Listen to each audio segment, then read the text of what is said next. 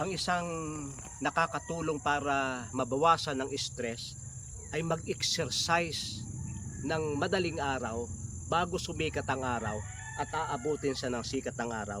Mas maganda sana kung earthing, kung siya ay walang tsinilas na kagaya ko, naglalakad at hahanap ng damuhan at doon siya maglalakad sa basa na damo, sapagkat may mga klaseng damo na naghuhold ng tubig kagaya nito.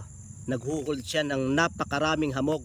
Kayo kukuha niyan at ihahaplas ninyo sa inyong ulo.